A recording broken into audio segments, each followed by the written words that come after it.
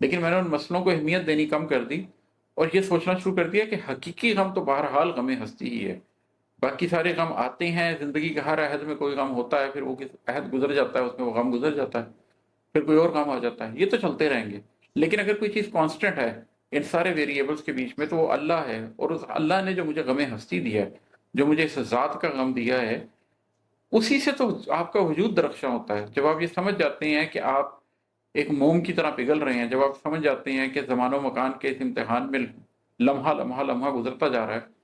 تو اس سوچ سے آپ کے قلب میں جو تحریک پیدا ہوتی ہے، اس سے ہی آپ کے قلب میں روشنی پیدا ہوتی ہے اور آپ کا وجود درخشاں ہوتا ہے۔ تو جب آپ کا وجود جس بیج سے درخشاں ہوتا ہے، وہ بیج یہ سوچ ہے کہ میں اس دنیا میں ایک امتحان دینے کے لیے آیا ہوں اور ایک ایک پل قیمتی ہے۔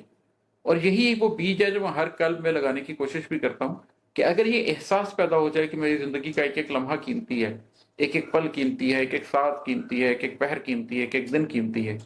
تو جو خود احتسابی کی کیفیت پیدا ہوتی ہے، اس میں ہم لوگ الحمدللہ مسلمان تو پہلے ہی ہیں۔ صرف اس خود احتسابی کی کیفیت کے پیدا ہونے کی دیر ہوتی ہے کہ ہمارے سینے میں اسپارک پیدا ہو جاتا ہے اور ہم زندگی کو اس راستے کو اختیار کر لیتے ہیں جو اللہ ہم سے چاہتا ہے کہ ہم اختیار کریں۔ ایک اور شعر ہے کہ سراب جان کو پانی سمجھ کے پیش نہ کر، سراب جان کو پانی سمجھ کے پیش نہ کر،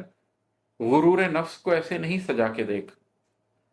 یہ جو ہمارے ارد گرد پوری میٹیریلسٹک دنیا پھیلی ہوئی ہے نا، یہ سراب جہان ہے۔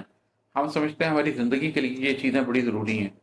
یہ پیسہ، یہ عہدے، یہ ترقی، یہ میٹیریل گینز، لیکن یہ سب سراب جہان ہے۔ جب ہم لہد تک پہنچیں گے تو ہمیں پتہ چلے گا کہ یہ پانی نہیں تھا، یہ سراب تھا اور ہمارے پیچھے ہی رہ گیا۔ اس کا اللہ تعالیٰ قرآن میں ذکر بھی کرتے ہیں کہ مثال ان لوگوں کی ایسی ہے کہ جیسے وہ پانی کے پیچھے بھاگے اور جب وہاں پر پہنچے تو وہاں کچھ بھی نہ پائیں، اور وہاں پر اللہ کو پائیں اور اللہ ان کا مکمل حساب ان کے سامنے چکا دے۔ تو سراب جان کو پانی سمجھ کے پیش نہ کر، غرور نفس کو ایسے نہیں سجا کے دیکھ۔ یہ جو غرور نفس ہے، غرور کیا ہے؟ دھوکا۔ غرور ہم تکبر کو بھی کہہ دیتے ہیں، لیکن تکبر بھی تو دھوکا ہی ہے نا۔ حقیقی معنی تو اس کا دھوکا ہے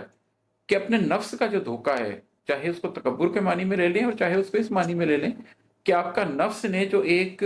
دھوکا کریٹ کیا ہوا ہے آپ کے ارد گرد حقیقت کا، جو کہ حقیقت نہیں ہے، وہ صرف آپ کے حواس خمسہ کو ہی حقیقت محسوس ہوتی ہے۔ آپ کے 5 حواس خمسہ بند کر دیے جائیں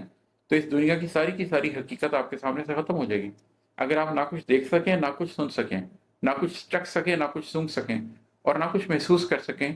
ٹچ کی فیلنگ آپ میں سے ختم ہو جائے، تو آپ کے پیچھے اس مادی دنیا میں سے کیا بچ جائے گا؟ لیکن آپ کی شخصیت تو پھر بھی بچ جائے گی۔ وہ جو حقیقی شخصیت ہے